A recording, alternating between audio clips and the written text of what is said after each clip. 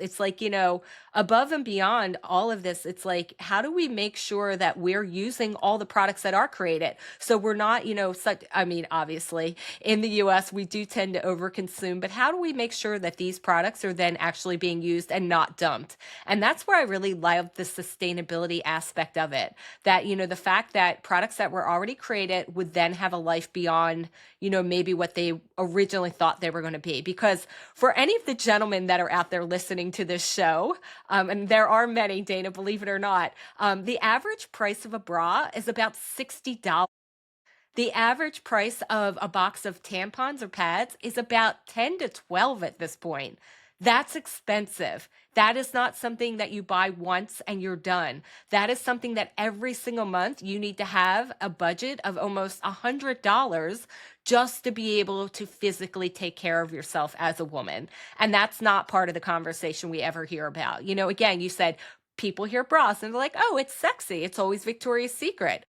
Yeah, it can be, but also just to like, have bras to support your breast as you go about your regular day. That's a $60 piece of equipment that has to be Right. replaced all the time because they wear Right. out.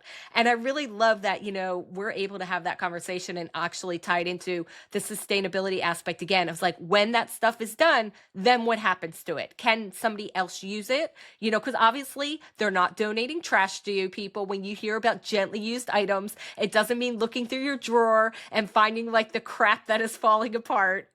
This is maybe stuff that you never even used and still has tags on it. Okay. So being able to have that new life for it, to rehome it, to prolong its life cycle is incredibly important, in this world, because all we hear about now is like, recycled straws and bags, but there's really so many other things that we could have something else to do with. And I know there are a lot of companies that are coming out now where they are actually taking, what we'll call textiles that really are at the end of their life cycle. And then you can donate them and then they're finding new homes for it. So, do you partner with any of these other companies? Because when people are trying to give you donations, sometimes again, you get stuff that can't actually be reused. So, are you partnering with some of these organizations where you can then pass this along and say, you know what, we have these mound of textiles we can't use. Can we donate them to you? Has that happened?